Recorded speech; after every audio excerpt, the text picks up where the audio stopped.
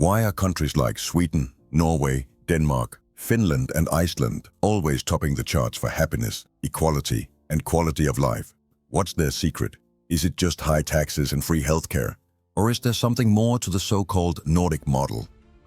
Here's the real question. Could the Nordic model work anywhere else? Or is it a utopia that only exists because of unique Nordic conditions? And is it really as perfect as it seems? Today we're diving into what makes the Nordic model tick, its myths, its challenges, and why it's captured the world's attention. So you may ask, what the flip is the Nordic model?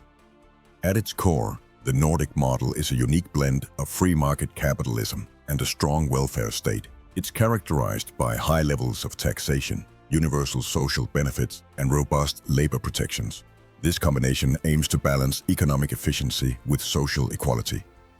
The Nordic countries are renowned for their comprehensive universal welfare programs, which provide free or heavily subsidized access to healthcare, education, childcare, and unemployment benefits. These programs are designed to ensure that all citizens, regardless of income, have access to essential services that promote equality and well-being.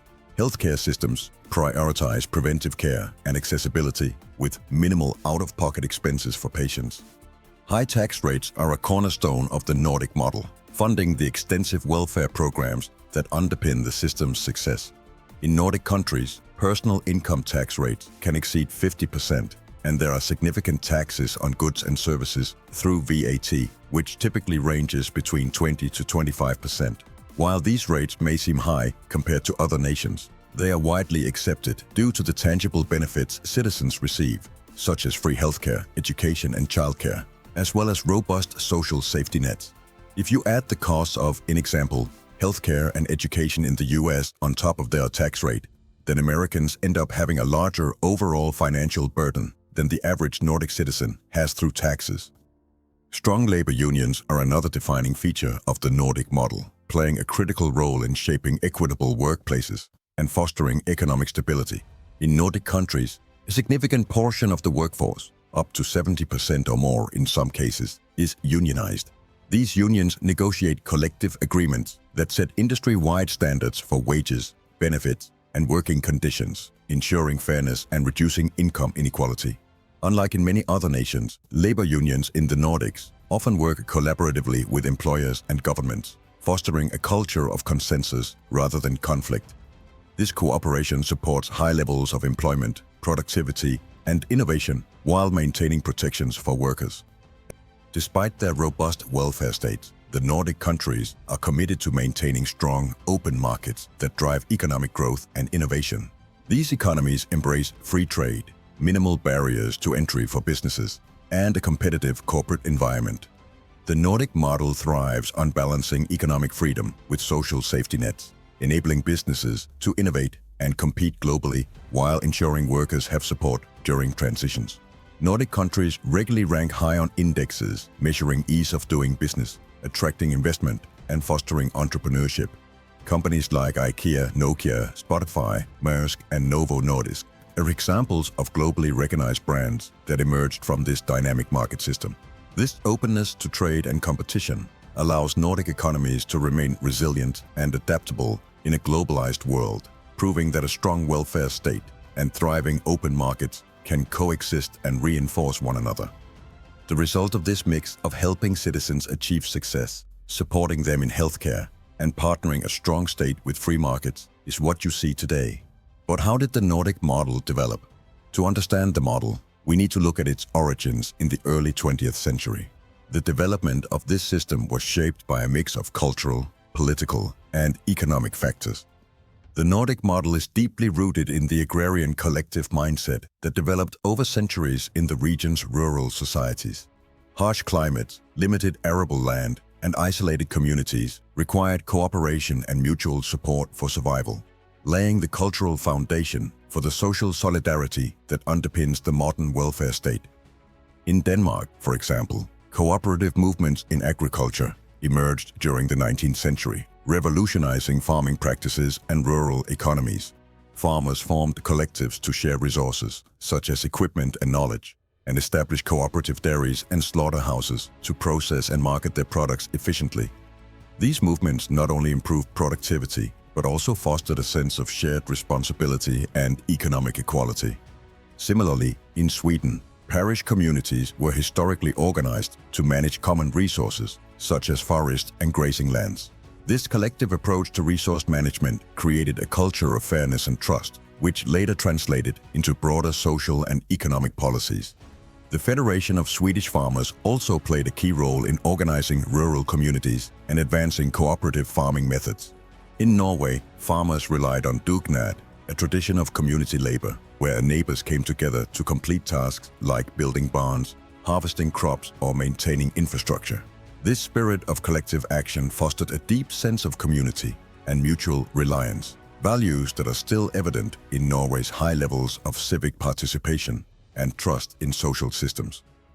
Norway also introduced state-controlled hydropower plants early on in its history, which helped propel its wealth levels to what it is today.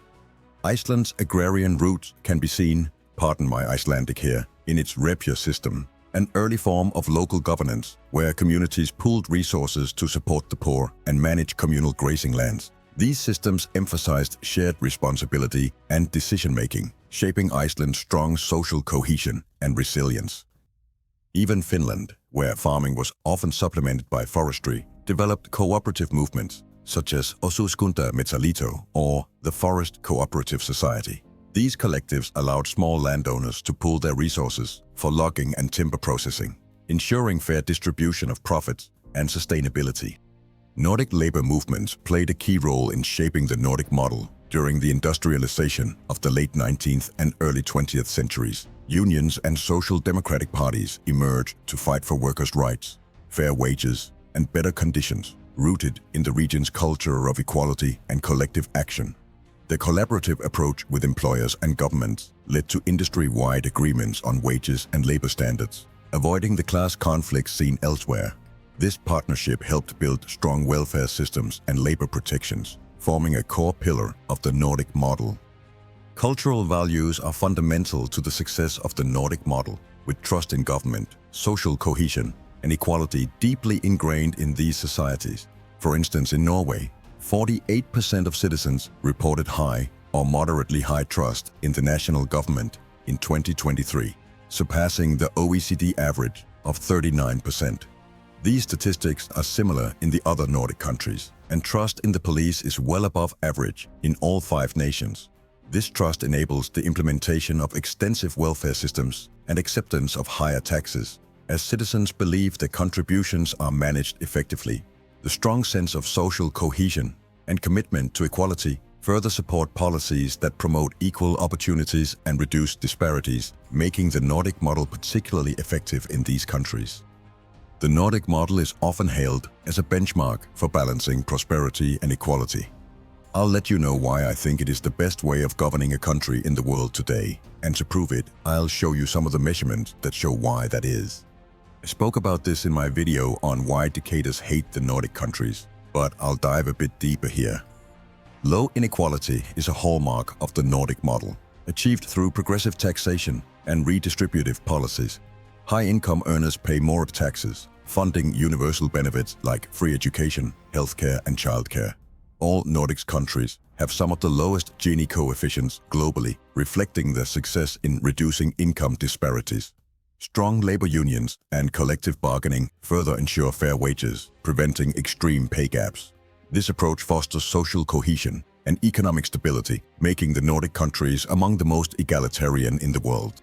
Secondly, it is important to consider what the Nordic citizens think of their lives. As with the last 20 or so years, a Nordic country has been on top of the World Happiness Index, with all the others being top 10 consistently, and most often, Nordic countries can be found in 4 out of the 5 top spots on the ranking. Economic competitiveness is a key strength of the Nordic model, demonstrating that a robust welfare state and a thriving market economy can coexist. Nordic countries consistently rank among the most competitive economies globally, with all 5 economies being in the top 20 worldwide. Businesses benefit from open markets, minimal barriers to entry, and transparent regulations, which foster entrepreneurship and global trade. The last and likely most important measurement for a country's success is how corrupt it is. the Nordic countries consistently rank among the least corrupt nations in the world, reflecting their strong governance and transparency. In the 2023 Corruption Perceptions Index by Transparency International, Nordic countries ranked in 4 out of the top 6 spots for the least corruption out of 180 countries. This low level of corruption is attributed to high levels of trust in government, strict accountability measures, and robust legal frameworks. Despite its reputation, the Nordic model is often misunderstood. Let's clear up some common myths, often thrown at the Nordics by people from either extreme side of the political spectrum. I'm going to start off with a bit of a pet hate for myself. Often, when I talk about the Nordics with colleagues or friends from America, France, the UK, or South America, the term socialism is often thrown at me as an accusation. While the system includes strong social programs, it's far from socialist. The economies are market-driven, with private ownership and free trade playing crucial roles, but with a state capable of taking care of the people's interests if a market sector gets out of hand. Neoliberals will often say that the Nordics are just giving everyone free tax money, creating a weaker participation in work life. However, this is total nonsense. All statistics show that there's no correlation between a strong welfare state and unemployment. In fact, both Norway and Iceland have less unemployment than the US, where you need to work to live.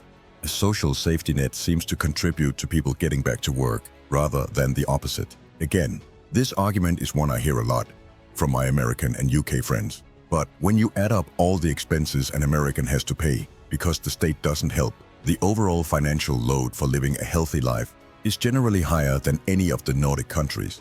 We accept high taxes because we receive good services back. Furthermore, the Nordic economies are on par in both competitiveness and all indexes of a healthy economy with all other nations on Earth. While the GDP per capita is slightly below the US, the money made are spread much more evenly among the population, rather than mega-rich oligarchs. Out of the 5 Nordic states, only Norway has considerable quantities of oil and gas. And as we discussed in a previous video, Norway didn't get rich because of oil, but rather used the oil to get richer. Oil isn't necessarily a golden ticket to a good state. If so, Russia, Venezuela, Saudi Arabia, Iran, and so on would be the best countries on Earth to live in. All 5 countries in the Nordics do well with trade and innovation, which is the key indicators of a successful economy. Before you head into the comments to say that the Nordic countries aren't perfect, yes, we know, the Nordic model isn't without flaws. Here are some of its challenges. High taxation is something the Nordic culture is used to. You almost become conditioned to seeing it as a necessity in order to have a functioning state. Implementing the same in a country where people are distrustful of the state would not work. It would need to be a slow process where societal institutions would need to prove that they can handle the added responsibility and funding. Like many developed nations, Nordic countries face pressure on pensions and healthcare due to aging demographics.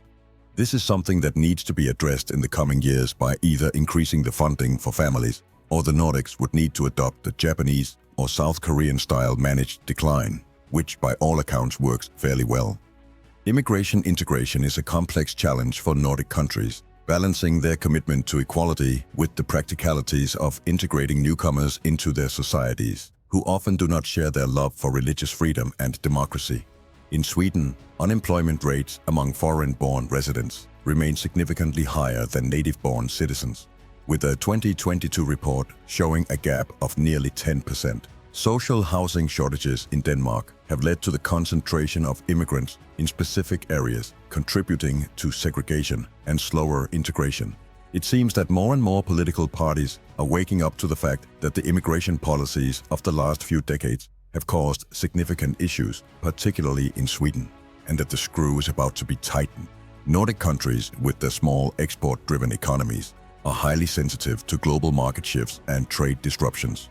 Exports account for a significant share of GDP, between 70 to 40% in all nations, making them reliant on international demand and supply chains. Events like the COVID-19 pandemic and geopolitical tensions between China and the US highlight their vulnerability to global slowdowns and instability.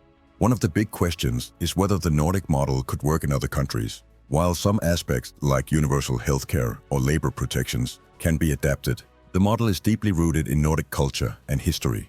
Trust in government, social cohesion, and a collective mindset are critical factors that aren't as prevalent in other parts of the world. Still, there are lessons to learn. Investing in education, reducing inequality, and balancing market efficiency with social welfare are principles that any nation can apply. To conclude, the Nordic model is more than just high taxes and social benefits. It's a carefully balanced system that prioritizes equality, innovation, and quality of life. While it's not perfect, its successes have made it a global benchmark for what societies can achieve with the right policies and cultural foundations. So, is the Nordic model something the world should emulate, or is it a unique system that only works in its specific context? Let me know your thoughts in the comments below. Have a great one, folks.